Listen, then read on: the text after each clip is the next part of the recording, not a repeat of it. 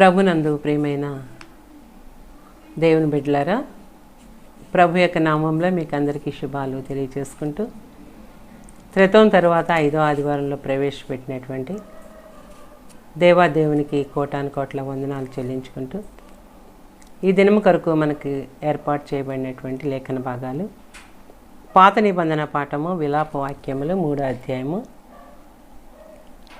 22 నుండి 32 వచనాలు, పత్రికా పాఠము అపోస్తల కార్యాల గ్రంథము 5వ అధ్యాయము 34 నుండి 42 వచనాలు, సువార్త పాఠము లూకాసు వార్త 9వ అధ్యాయము 18 నుండి 26 వచనాలు ఈరోజు మనకి ఇవ్వబడినటువంటి లేఖన భాగాలు.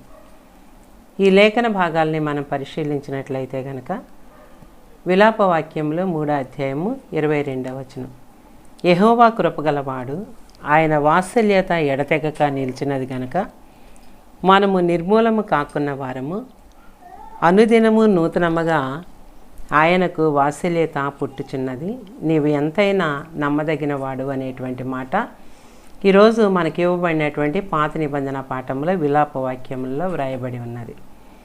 యెహోవా కృపగలిగినటువంటి వాడు. ఈ విలాప వాక్యముల గ్రంథాన్ని మనం జ్ఞాపకం చేసుకుంటే కనుక ఇది ఇర్మియా ప్రవక్త రాశాడని మనకి తెలుసు. అయితే ఒకప్పుడు యెరూషలేము పట్టణము జనాలతో నిండిపోయి ఉన్నది, ప్రజలతో నిండిపోయి ఉన్నది. ఇప్పుడైతే కనుక ఒంటరిగా మిగిలిపోయినటువంటి పట్టణం గురించి ప్రవక్త విలపిస్తూ ఉన్నాడు.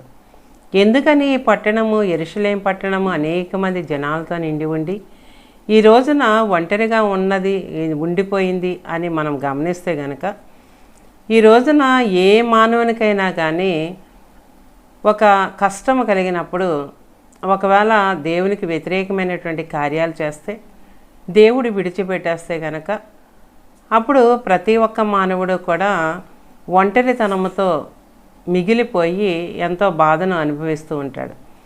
అలాగే పాపం చేసి యెరూషలేము పట్టణ ప్రజలందరూ కూడా పాపం చేసి ఆ పట్టణము నాశనం అవడానికి కారణమైనట్టుగా మనకి కనిపిస్తూ ఉన్నది. ఈ విలాప వాక్యాల గ్రంథంలో మనం జ్ఞాపకం చేసుకుంటే కనుక 1వ అధ్యాయంలోనేమో పాడుపడిపోయినటువంటి యెరూషలేము పట్టణం యొక్క దురదృష్టాన్ని గురించి వ్రాయబడింది. వారు ఎందుకని మనం జ్ఞాపకం చేసుకున్నాం కదా, ఎందుకని అలాగా పాడుపడిపోయింది, ఎందుకు అంత దురదృష్టం దానికి వచ్చిందంటే కనుక వారు చేసినటువంటి పాపం వల్లనే. ఆ పాపం చేశారు కాబట్టి నాశనం ఆ పట్టణానికి వచ్చింది. ఆ శిక్ష దానికి సరి అయినదే అని 1వ అధ్యాయంలో వ్రాయబడింది. అంటే ఈ రోజున యెరూషలేము పట్టణం గురించి మాట్లాడుతున్నటువంటి ఈ మాటలను మనం జ్ఞాపకం చేసుకుంటే కనుక మన జీవితం గురించి మాట్లాడుతున్నటువంటి మాటలుగా మనకి కనిపిస్తూ ఉన్నాయి. ఎందుకంటే కనుక మన జీవితాన్ని సరిచేసుకోవడానికి, మన జీవితాన్ని క్రమపరచుకోవడానికి, మన జీవితంలో దేవునికి వ్యతిరేకమైనటువంటి కార్యాలు చేసి దేవునికి దూరం అయితే కనుక అది ఆ శిక్షకు తగినటువంటి వారమే మనము అని అనుకోవాలని ఇక్కడ వ్రాయబడి ఉంది 1వ అధ్యాయంలో. ఎందుకంటే కనుక పాడుపడిపోయినటువంటి యెరూషలేము అది పాపాలు చేసింది కాబట్టి దానికి వచ్చినటువంటి శిక్ష, దానికి వచ్చినటువంటి నాశనము సరి అయినదే అని ఈ వాక్య భాగం ద్వారా మనకు తెలియబడుతున్నది. 2వ అధ్యాయంలో ఏం రాయబడిందంటే కనుక యెరూషలేము యొక్క మరి ఈ దుర్దశ గురించి, వచ్చినటువంటి ఈ దురదృష్టాన్ని గురించి ఇంకా చాలా స్పష్టంగా వివరించబడింది. అయితే మనకి ఈరోజు ఇవ్వబడినటువంటి 3వ అధ్యాయాన్ని మనం జ్ఞాపకం చేసుకుంటే కనుక దేవుడు చాలా దయగలిగినటువంటి వాడు. ఆయన దయ కొరకు ప్రార్థన చేస్తే కనుక మరలా కృపను కృమ్మరించగలిగినటువంటి దేవుడు అని ఈ వాక్య భాగం ద్వారా మనకి తెలుస్తున్నది.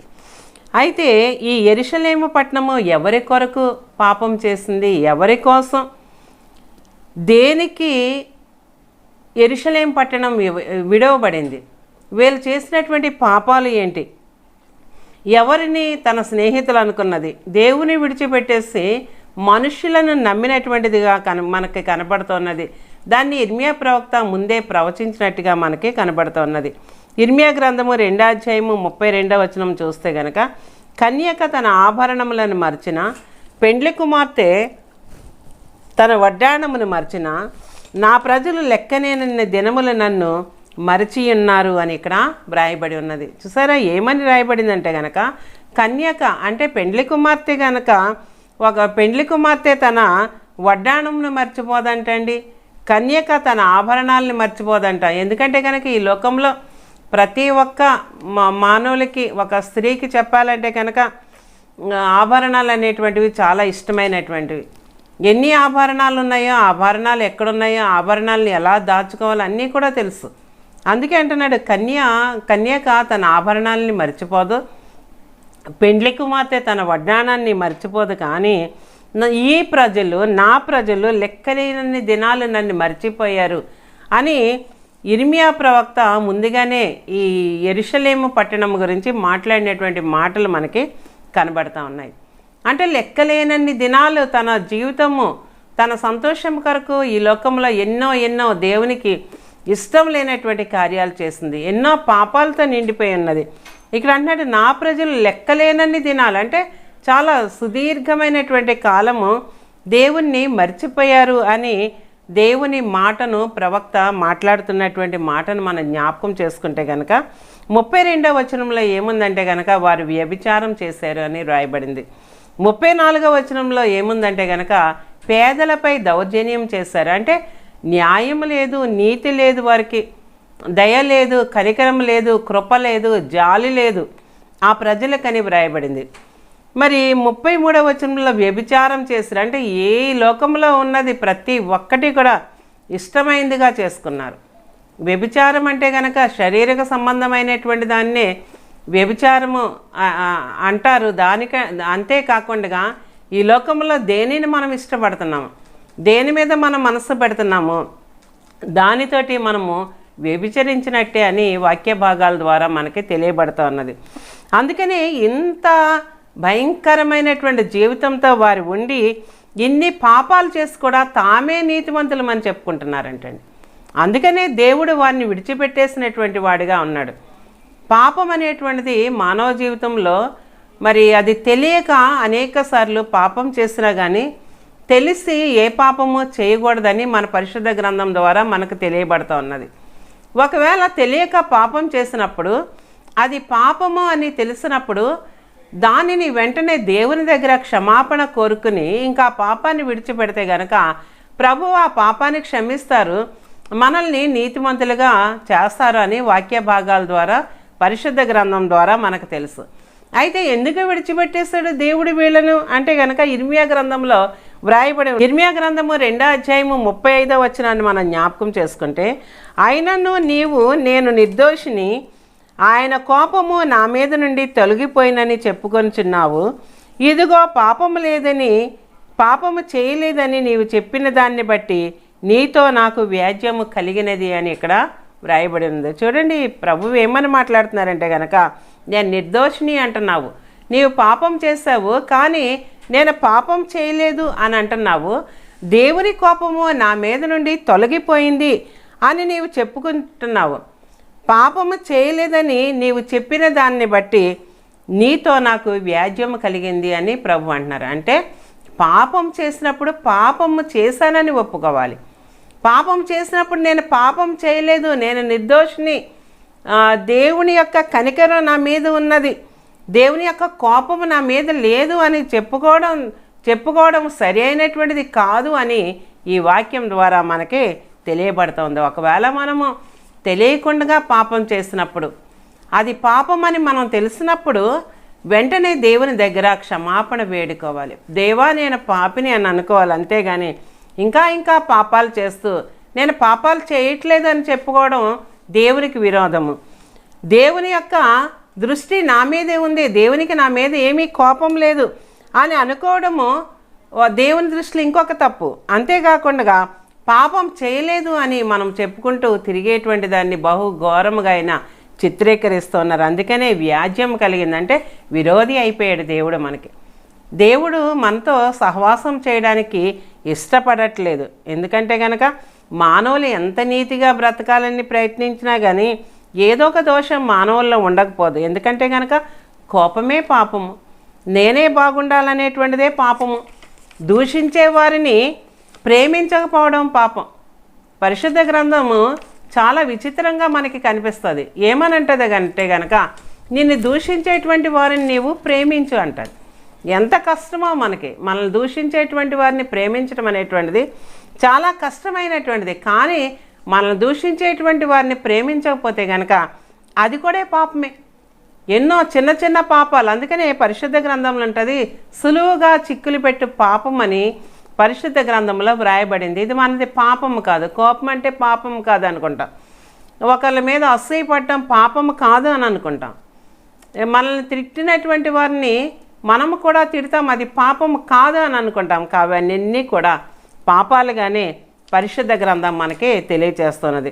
అందుకనే మనలో ఉన్నటువంటి దోషాలు, మనలో ఉన్నటువంటి దేవునికి ఇష్టం లేనటువంటి కార్యాలు ఎన్ని ఉన్నాయో మనం ఒకసారి ఆలోచించుకోవాల్సినటువంటి వారముగా మనం ఉన్నాం. అందుకనే ఈ 3వ అధ్యాయము మనం జ్ఞాపకం చేసుకుంటే కనుక తీరని దుఃఖంలో ఉన్నారు వారందరూ కూడా.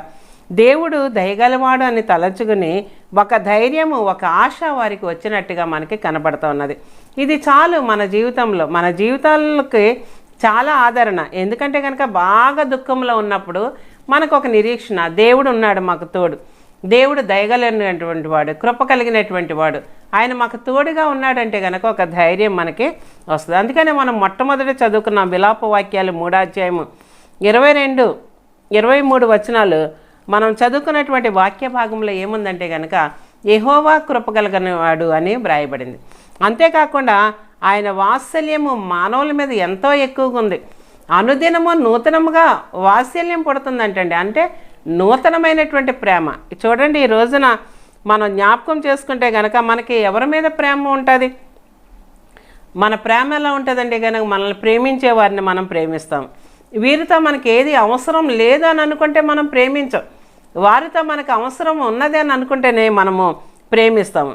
మనల్ని ప్రేమిస్తేనే ప్రేమిస్తాము. ఇది దేవుని దృష్టిలో ఒక దోషముగా మనకి కనపడుతూ ఉన్నది. కానీ దేవుని యొక్క ప్రేమ ఎలా అంటే కనుక ప్రతిదినము క్రొత్తగా మన మీద ప్రేమ పుడుతుందంటండి. అందుకని 2 గొప్ప గుణాలు చెప్తా ఉన్నాడు ఈ వచనాలు. విలాప వాక్యాలు 3వ అధ్యాయము 22, 23 వచనాలు మనం జ్ఞాపకం చేసుకుంటే కనుక 2 గొప్ప గుణాలు ఇవి మనలో కూడా ఉండాలని దేవుడు కోరుకుంటూ ఉన్నాడు. ఒకటి ఏంటంటే కనుక కృప. అంటే కృప అంటే కనుక దయ, జాలి, ప్రేమ. రెండోది ఏంటంటే కనుక ప్రేమ, వాత్సల్యం అంటున్నాడు. అంటే ఎడతెగని ప్రేమ. ఈ 2 తలుచుకుంటున్నాడు ఇర్మియా ప్రవక్త. ధైర్యం తెచ్చుకుంటూ ఉన్నాడు. దేవుడు కృప కలిగినటువంటి వాడు, దేవుడు వాత్సల్యత కలిగినటువంటి వాడు. అనుదినము మానవులపై ఆయనకి నూతనమైనటువంటి ప్రేమ పుడుతూ ఉంటుంది. కాబట్టి ఇకను యెరూషలేమును బాగు చేయగలిగినటువంటి శక్తిమంతుడని ఒక ధైర్యాన్ని తెచ్చుకుంటున్నటువంటి ఇర్మియా ప్రవక్త మనకి కనపడిస్తూ ఉన్నాడు. చూడండి, కీర్తనాకారుడు అంటున్నాడు 103వ సంకీర్తన 10, 11 వచనాలు.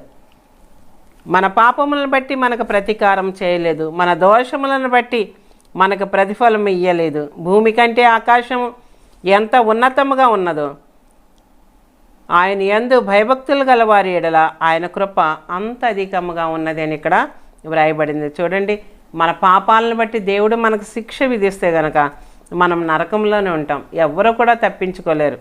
అందుకంటే మన పాపాలను బట్టి మనకు ప్రతీకారం చేయలేదు, మన దోషాలను బట్టి మనకు ప్రతిఫలం ఇయ్యలేదు. భూమి కంటే ఆకాశం ఎంత ఉన్నతముగా ఉందో ఆయన యందు భయభక్తులు గల వారి ఎడల ఆయన ప్రేమ, ఆయన కృప అంత అధికంగా ఉందంటే కనుక భూమి నుండి ఆకాశానికి కొలతలు మనము కొలవలేము. పరిధులు లేనటువంటి దూరం అది. అంటే దేవుని యొక్క కృపకు కూడా పరిధులు లేవు. అంతగా ప్రేమించేటువంటి దేవుడు. అందుకనే విలాప వాక్యాల గ్రంథం 3వ అధ్యాయము 25వ వచనంలో ఉంటుంది, తన్ను ఆశ్రయించి వారి ఎడల యెహోవా దయాళుడు, తన్ను వెతికి వారి ఎడల ఆయన దయచూపువాడు అని ఇక్కడ వ్రాయబడింది. అంటే నిజంగా దేవుని ఆశ్రయించాలి, పరిపూర్ణంగా ఇలా వెతకాలి ప్రభుని.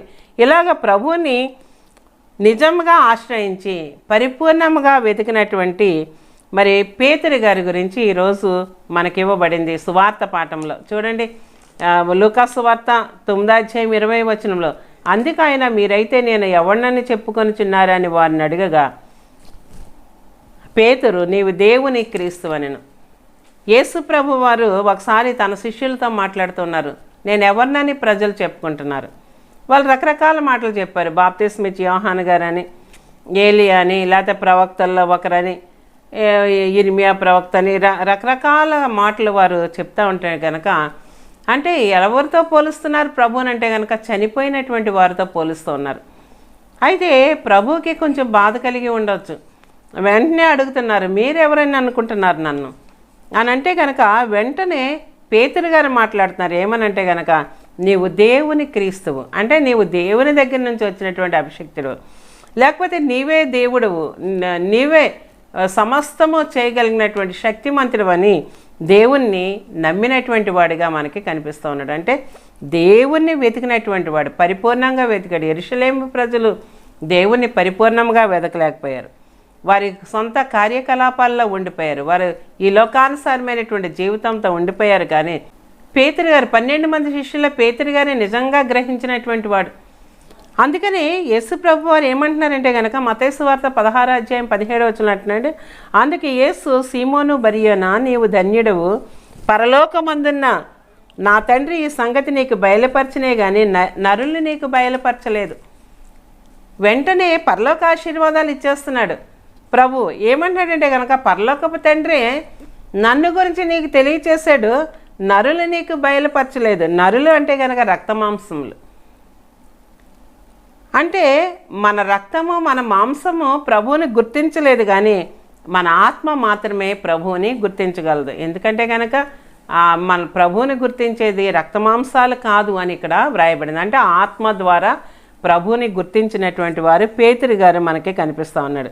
యెరూషలేములో ఉన్నటువంటి ప్రజలు ఆత్మానుసారమైనటువంటి జీవితంతో లేనటువంటి వారు, పాపాలు చేయటమే కానీ ప్రభువుని క్షమాపణ ఆత్మ ద్వారా అడిగినటువంటి వారు ఏమాత్రము కూడా కానే కాదు. మత్తయి సువార్త 16:19 పేతురు గారికి ఒక ప్రత్యేకమైనటువంటి ఆధిక్యతనిస్తున్నాడు. ఏమంటున్నాడంటే కనుక, పరలోక రాజ్యపు యొక్క తాళపు చెవులే నేను నీకు ఇస్తున్నాను అంటున్నాడు. ఎంత ధన్యత అండి, పరలోక ఆశీర్వాదాలు. దీనికి మించి నరులకి ఏమి కావాలి? భూలోకమంది ఏది బంధిస్తావో పరలోకమంది అది బంధించబడుతుంది. భూమి మీద ఏమి విప్పుతావో పరలోకమందు అది విప్పబడుతుంది అని ఒక గొప్ప ఆశీర్వాదము పేతురు గారికి దేవుడిచ్చినటువంటి ఈ మాటను మనం జ్ఞాపకం చేసుకుంటే కనుక, ఈ రోజు నా పత్రికా పాఠంలో దేవుని బిడ్డలను దేవుడు ఎప్పుడూ కూడా కాపాడుతూనే ఉంటాడు. మనుషుల వల్ల మనకి హాని కలిగినప్పుడు, మనుషులు ఏదో మనల్ని అంటే దేవుని బిడ్డలు అయినటువంటి వారిని మనుషులు ఏమీ చేయలేరు. దేవుడు ఎప్పుడూ వారిని కాపాడుతూనే ఉంటాడనేటువంటి మాటను ఈరోజు వాక్యం ద్వారా మనకి తెలియజేస్తూ ఉన్నారు. అపోస్తుల కార్యముల 5:38-39 కాబట్టి నేను మీతో చెప్పింది ఏమనగా, ఈ మనుషుల జోలికి పోక వారిని విడిచిపెట్టుడి. ఈ ఆలోచన అయినను ఈ కార్యమైనను మనుషుల వలన కలిగినదైనా అది వ్యర్థమగును, దేవుని వలన కలిగినదైనా మీరు వారిని వ్యర్థపరచలేరు. మీరు ఒకవేళ దేవునితో పోరాడు వారవుదురు సుమి అని ఇక్కడ మరి ఒక వ్యక్తి మాట్లాడుతున్నాడు. గమలీయేలు అనేటువంటి ఒక వ్యక్తి మాట్లాడుతూ ఉన్నాడు. ఎందుకంటే కనుక యేసయ్యను గురించి ప్రకటిస్తున్నారని పేతుర్ని అపోస్తుల్ని హింసించారు, చెరసాలలో వేశారు. దేవుడు గొప్ప అద్భుతం చేశాడు. వారు చెరసాల తలుపులు తీయకుండగానే వారిని దూత విడిపించింది, పేతురు గారిని శిష్యులను. అంత గొప్ప కార్యం జరిగినందుకు వీరి మీద నింద వేసి మరణశిక్ష విధించాలని మహాసభకు తీసుకుని వచ్చారు. అప్పుడు గమలీయేలు అనేటువంటి ఒక గొప్ప వ్యక్తి ఏమని మాట్లాడుతున్నాడంటే కనుక, ఈ మనుషుల జోలికి మీరు వెళ్ళకండి. ఎందుకంటే కనుక ఈ మనుషుల వలన కలిగింది అని అంటే కనుక అది చేసినటువంటిది అది వ్యర్థమైపోతుంది. ఒకవేళ దేవుని వలన వారి కార్యాలు చేస్తూ ఉంటుంటే కనుక వారిని మీరు వ్యర్థపరచలేరు, మీరు దేవునితో వ్యాజ్యమాడేటువంటి వారిగా ఉంటారు అని మరి అక్కడ వారిని విడిపించడానికి ఒక మాట మాట్లాడినటువంటి గమలీయేలు మనకి కనిపిస్తుంది. అంటే కనుక శిక్ష నుండి తప్పించబడటానికి దేవుడు అక్కడ గమలీయేలుని ఏర్పాటు చేసినట్టుగా మనకి కనపడుతున్నది. అంటే దేవుని యొక్క కృప పొందిన వారిని తన ప్రేమ చేత దేవుడు ఎప్పుడూ కూడా కాపాడుతూనే ఉంటాడు. ఎందుకంటే కనుక పేతురు శిష్యులు చేసేటువంటి దేవుని కార్యాలు అన్నీ కూడా వారు చూస్తూ ఉన్నారు. అక్కడ ఉన్నటువంటి ప్రజలకు ఏమాత్రం ఇష్టం లేదు, వారిని చంపాలని ప్రయత్నం చేస్తూ ఉన్నారు. కానీ ఆ గమలీయేలు అంటూ ఉన్నాడు, ఆ దేవునితో వారు చేసేటువంటి కార్యాలు దేవుని కార్యాలు కాబట్టి మీరు వారిని అడ్డగిస్తే కనుక దేవుని అడ్డగించినటువంటి వారు అవుతారు. దేవునితో మరి పోరాడేటువంటి వారు మీరు అవుతారు. దేవునితో పోరాడి మీరు జయించలేరు, ఆ మనుషుల్ని మీరు విడిచిపెట్టండి అని చెప్పినప్పుడు వారు అక్కడి నుండి విడిపించబడినటువంటి సందర్భం మనకి పరిశుద్ధ గ్రంథం ద్వారా తెలియబడుతూ ఉన్నది. ఆఖరిగా అపోస్తుల కార్యాల గ్రంథము 5వ అధ్యాయం 41-42 వచనాలు.